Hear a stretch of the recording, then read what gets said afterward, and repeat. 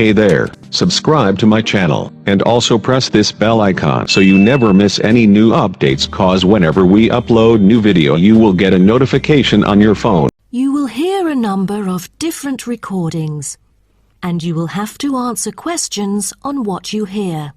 There will be time for you to read the instructions and questions, and you will have a chance to check your work. All the recordings will be played once only. The test is in 4 sections.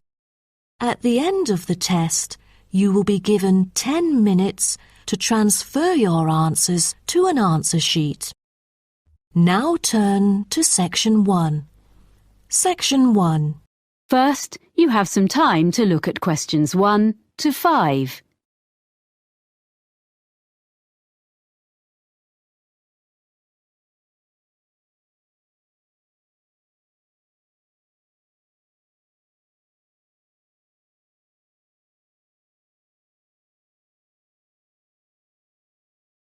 Now we shall begin. You should answer the questions as you listen, because you will not hear the recording a second time. Listen carefully and answer questions 1 to 5. Hello, how can I help you? Hi, I'm Carlton Mackay, and you booked me some flights recently to Australia and some internal ones? Oh, yes, Mr. Mackay. I remember you now, of course. Well, I find I'm going to need car hire while I'm in Sydney after all. I think you said you could recommend a good value company? Yes, that's right. Cost-wise cars. They're very good and don't charge lots of extras. They have 3 offices in the Sydney area, including one office right at the airport. So I'll just book it online? Yes, you can book online, but you should have their phone number too, just in case. Of course. That's 1800 705 639. It's on the website, and you can get a discount if you quote your booking reference from us. Oh, what's that? I mean the one you got from me when we booked your flights. I have it here. 743002. Oh, thanks. I guess I've got it at home, but I'll write it down again in case. A discount is good. So, where exactly is the office? I'll be coming to the domestic terminal from Melbourne. It's immediately outside the international terminal. OK. And another thing I want to check is, will they be open when I arrive, or is it just office hours? Well, they open at 6:45 and close at 6:15 in the evening. So let's see. You're due to land at 6:10. By the time you've collected your bags and so on, which will take a little while, they won't be open. But if you arrange it in advance, they can wait for you. You do have to pay an extra $30 for that, though. OK. Well, I'm staying near the airport the first night, so I could go back in the morning and save a day's hire? Yes, that'd be better. That'd save you about $50. Do you know what kind of cars they have? Quite a variety, I think. The best value should be under $60 a day, with luck. That would be the Echo, I guess. Sorry? ECHO. Like when your voice bounces back? Before you hear the rest of the conversation, you have some time to look at questions 6 to 10.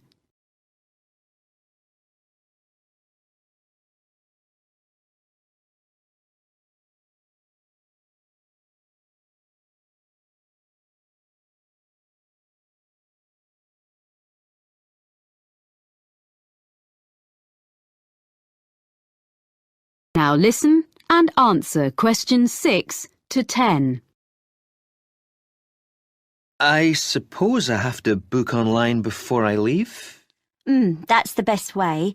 They won't deduct any charges until you finish with the car, but they do need your credit card number when you book, and of course they'll want to see your driving licence when you collect. How long will you need it? I'm in Sydney for 7 days. I'll only actually need to use it on 3 or 4 of those days, I hope, but I'll keep it for the whole week. I guess it's going to be a few $100s. Can you suggest anything I can do to keep the cost down? Oh, you get quite a big discount if you do less than 1,000 kilometres in the week. Oh, that's good. I don't suppose I will be driving that far, actually. But, oh yes, the other thing I should mention is the insurance. It's included in the price. Oh, that is good value then. Yes, but what you must remember is that it doesn't cover anything except the car, so you must be careful not to leave anything at all in it when you park, because your luggage isn't insured, even if it's out of sight, locked in the boot. Yeah, well, I think my travel policy will cover that, actually. Good. OK, and can I return the car outside office hours? My flight home is very early in the morning. Can I put the keys through the door or something? There's a secure box just outside the office on the pavement. You just drop the keys in there. Oh, good. And one other thing, you should remember to buy petrol before you leave it. If you don't drop the car back with a full tank, you get charged to fill it. I recommend you go to a supermarket before you go out to the airport. Thanks for the tip. Not at all. Do call in again if there's anything else I can help with. I will. Many thanks. That is the end of section 1. You now have half a minute to check your answers.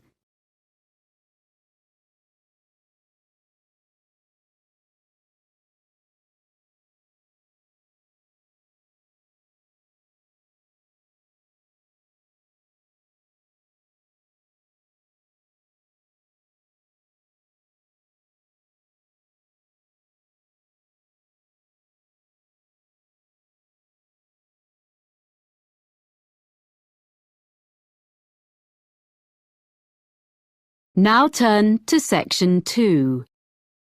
Section 2. First, you have some time to look at questions 11 to 15.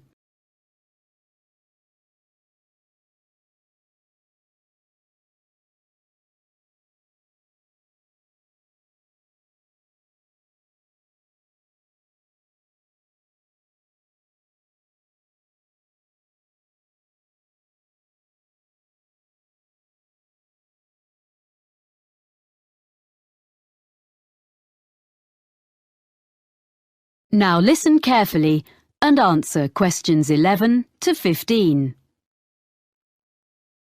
Good morning. It's a great pleasure to be here in London and to see so many people interested in working in hotels.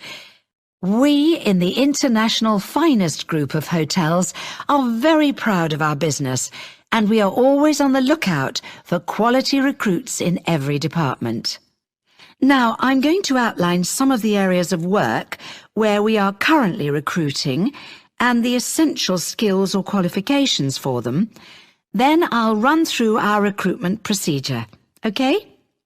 At the moment, we're looking for a number of people for administrative posts in different parts of the world, and also some roles which involve a lot of travelling. One of our main business streams is hosting special events for other businesses. If you have good communication and organisational skills, with a good level of fluency in at least one European and one non-European language, I'd suggest you think about becoming part of the team which sets up these events for all our centres. This would mean being based full-time in our London office. The work ranges from setting up small meetings a few days ahead to organising international conferences 2 years in advance, so there's plenty of variety. Some of the conferences we run have as many as 1,000 delegates, so it's quite challenging. Then there are some posts available for professionals in the catering field. Chefs we can find. It seems this is a popular career choice in many parts of the world, as in the UK these days, in spite of the exacting standards. But people to manage catering departments need more than a love of producing quality food.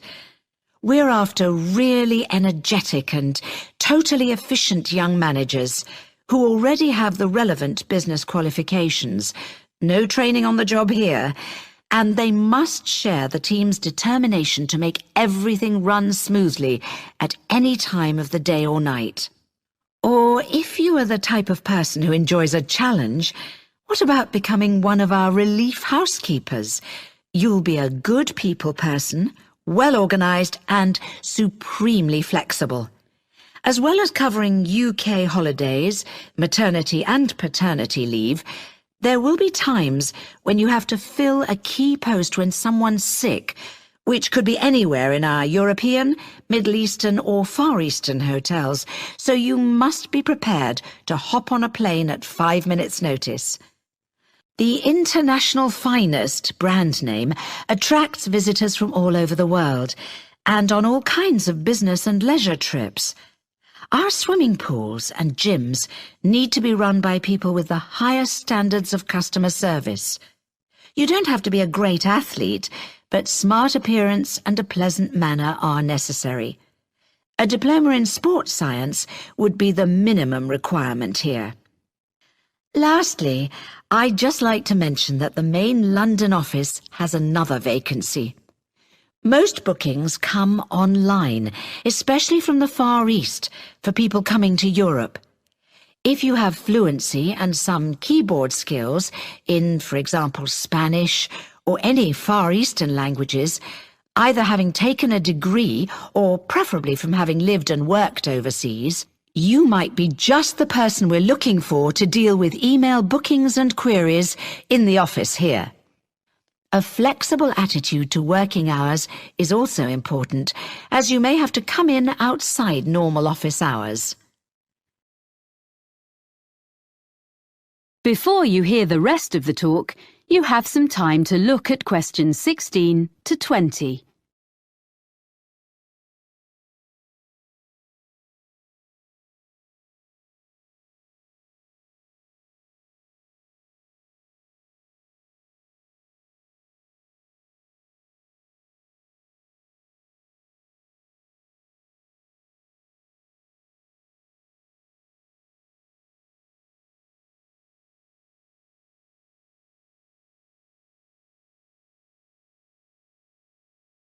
Now listen and answer questions 16 to 20. So that's an overview of the kind of jobs. Now, how to get them. First of all, provided you have a UK work permit, you can go online and register an interest in working for us. By return, you'll receive a unique applicant's code, which is your personal identification number and which we'll use in all communications. Along with that, you get access to the Human Resources website, where you should make sure you understand the legal terms and conditions which apply to all our employees. That's also where you can then download the application form, fill it in, and send it back along with your CV. You'll know within 48 hours whether you're being considered, as you get an automated response. Sorry if it's a bit impersonal, but at least it's quick. Hopefully, if we like the sound of you, there will be in that automated response a list of times for an initial interview which will take place by telephone during the following week. You confirm by email which of the time slots will suit you. Provided the interview is satisfactory, at that point we'll ask for any evidence of qualifications required, which might be your degree or diploma certificate or so on, which you have to send certified copies of, and we contact your referees.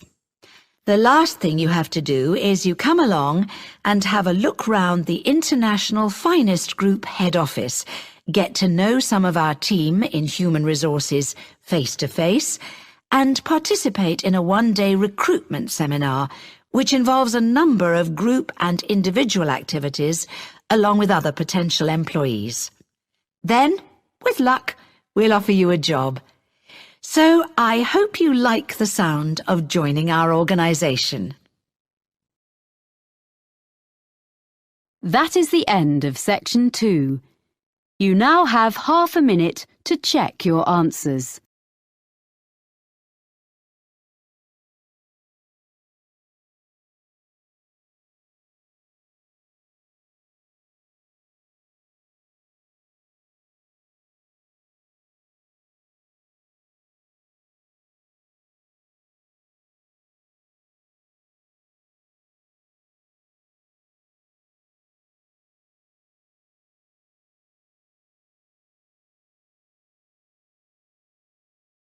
Now turn to Section 3. Section 3. First, you have some time to look at questions 21 to 24.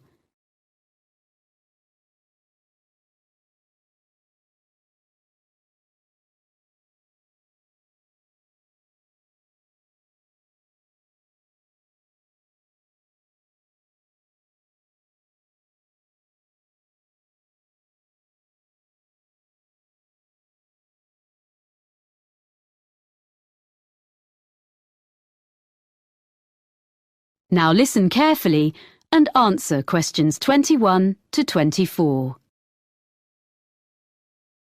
So, let's hear what you're doing for your next project. I've decided to design a roof garden for a supermarket.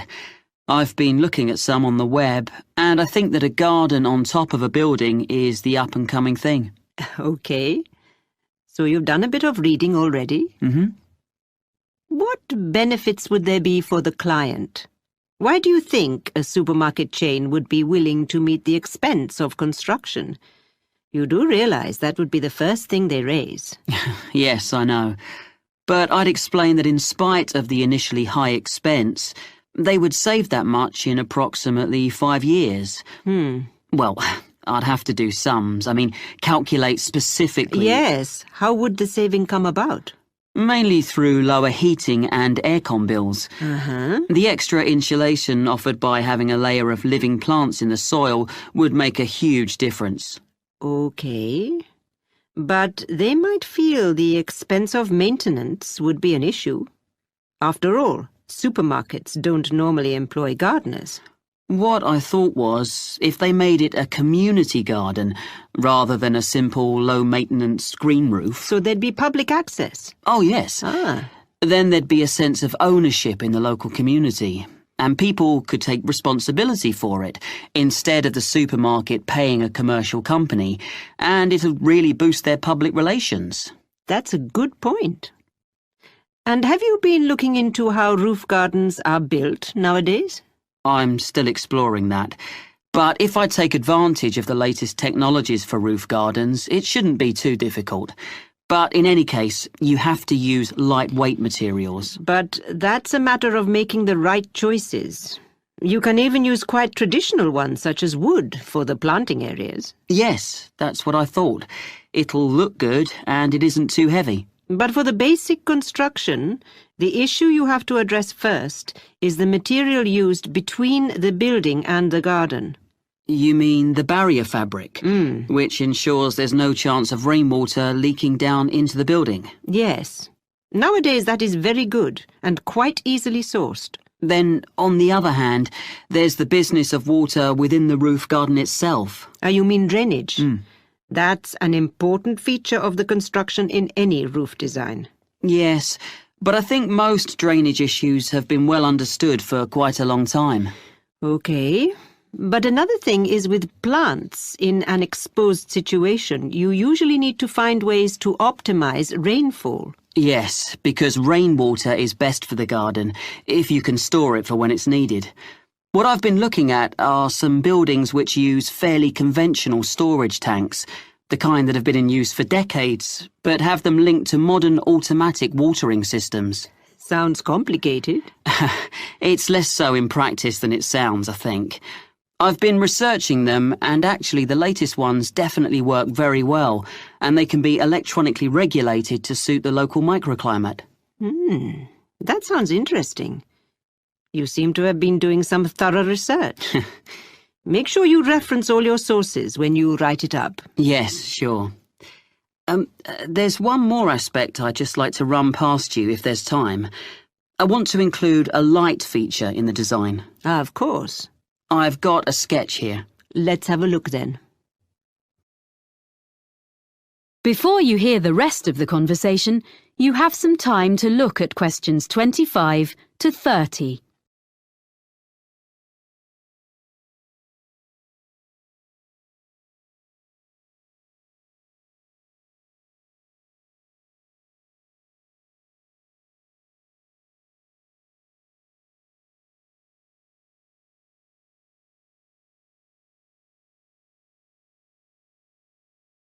Now listen and answer questions 25 to 30. Well, I was really impressed by something I saw on a roof in Cornwall, and I'd like to design something similar. You have an area of planting, and I'm thinking of installing this lighting in an area filled with low-growing evergreen shrubs. You'd have to have lights and things well away from anywhere children might be. But I can see this could be very effective, if a bit complicated. How would it work? On this drawing, this is a section view. You have this low wall on the right. Yes, that's it. This is just one element, and these areas would be repeated all round the planted area. I think this will probably be a wooden wall using reclaimed timbers with an angled ceramic top surface. Perhaps even ridge tiles, like they use on roofs? Ah, yes. That'd be just the sort of thing. And that'd make it weatherproof. And then the heavy-duty electric wiring comes up through the floor just outside the planted area and into the wall. Then it's brought through to a projector low in the side of the wall, and that sends a beam of light along the fibre optic cable. So there's no electricity in the actual lights. The fibre optic goes across the surface of the soil in the planting area. Yes, that's the beauty of it. The shrubs will soon grow to cover it up, of course. And then the cable goes past a wooden post, which is between the shrubs and can be a support for them as they grow bigger, and then runs up into each element of the installation. So the light beam is carried up to the top of each element and illuminates a kind of conical glass cap? I see. Is that the bit which would glow in the dark? Yes. And what's the cap supported on? Is it a wall? No, it's a slender acrylic rod, like the stem of a flower or mushroom, which the cable runs up inside of. Well, I'll be interested to see the final drawings. Oh, thank you. I'm looking forward to putting it all together. That is the end of section 3. You now have half a minute to check your answers.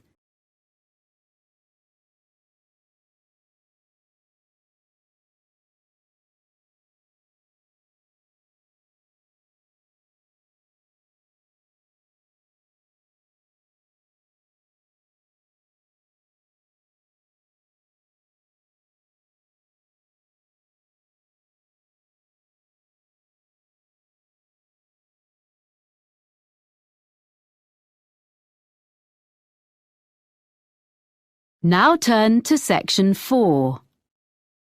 Section 4.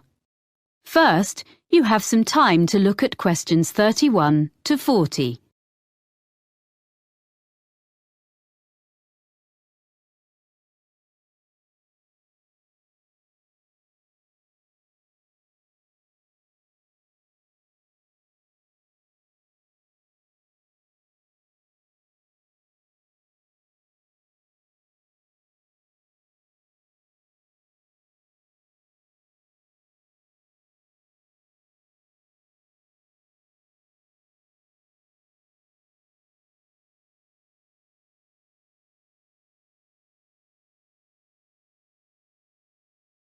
Now listen carefully and answer questions 31 to 40. First, I would like to tell you how the Argus computerized photography system has helped marine researchers. Then I shall talk a bit about sand collecting. Well, Argus is the system Dr. Rob Holman developed when he was working at a research pier on the coast of North Carolina about 20 years ago. This pier stretches out over the water, and it's the longest research pier in the world, with an observation tower on the end of it. The researchers there make precise measurements of how the sand moves about under the waves. This research is critical to the study of beach erosion in places where the coastline is being worn away. The Argus system helps to solve the difficulties encountered by these researchers. The system correlates the data from under the water with what Dr. Holman gets from his fixed camera, which is mounted above the water on the pier and uses time-lapse photography. Some of Dr. Holman's results have changed the way people understand how sand moves. To quote S. Jeffries Williams, a coastal geologist with the United States Geological Survey, the system is a critical piece of new technology, and the Argus system allows us to quantify and document visually the changes to the coast on a variety of different time frames. A lot of these take place when there is a storm, or at other times when it is difficult to have people out on the beach making observations and taking measurements. Up to now, Argus installations have been installed in places in Oregon, California, Hawaii, England, the Netherlands, Australia, New Zealand, Spain, Italy and Brazil, as well as in North Carolina.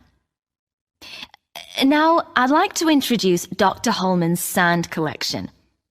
He started collecting sand in the 1980s, and he still collects it now, even though he has around 1,000 samples. They come from his travels and from geologists and amateurs all over the world, and the collection includes sand from each continent, including Antarctica. People send him sand in envelopes, plastic bags, paper towels, and all sorts.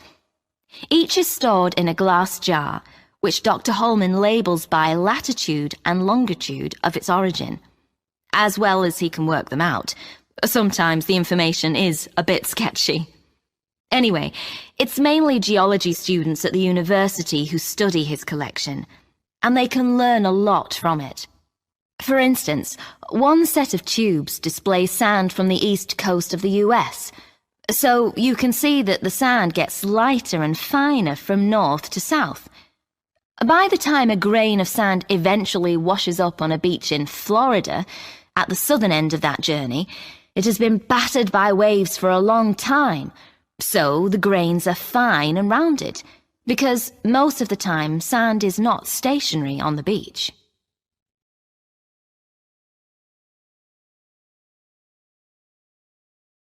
Okay, so if you'd like to collect sand and maybe even send some to Dr. Holman, how should you go about it? Well, the list of equipment is very short and easy to find, but you should keep a supply when you're traveling, as you never know when you'll come across an interesting sand sample. One really handy thing for digging sand, especially if it's hard or frozen, is a spoon. It's perfect for that. If you're traveling by air, it'll have to be plastic, but metal is preferable, as plastic tends to break. You need something to put the samples in that is damp-proof and easy to carry. You can just use plastic bags, but you need to record the location and date on the bag, so you must also have a permanent marker with you, because you can never assume you will remember where you gathered a sample from later on, and you don't want it to rub off before you get home. And that's about all you need in the field to collect sand. When you get home, your samples should be logged in a notebook or computer. You need to note the location and be really specific as to exactly whereabouts on the beach you gathered your sample, low tide mark, under cliff area, etc. Then you store your sample. You want to keep everything in good condition and avoid contamination. So first you make absolutely sure that each sample is perfectly dry. You don't need any complicated apparatus for this. You can just air it out on layers of newspaper, which is suitably absorbent, Most people find that's the best way. Then, lastly, but this is really important, before there can be any chance of confusing this later sample with another, you put it in a clean small bag or a jar, and you must stick an identification label on straight away. Some people put one inside as well, in case the outer label falls off, but that's up to you. Well, that's about all you need to know to get started as a sign collector. Any questions? That is the end of section 4. You now have half a minute to check your answers.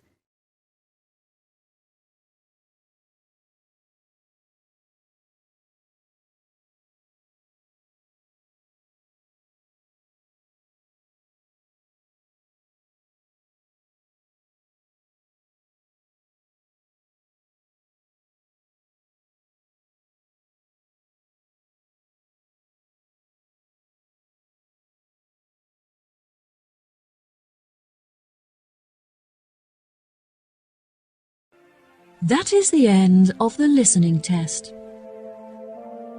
In the IELTS test, you will now have 10 minutes to transfer your answers to the answer sheet.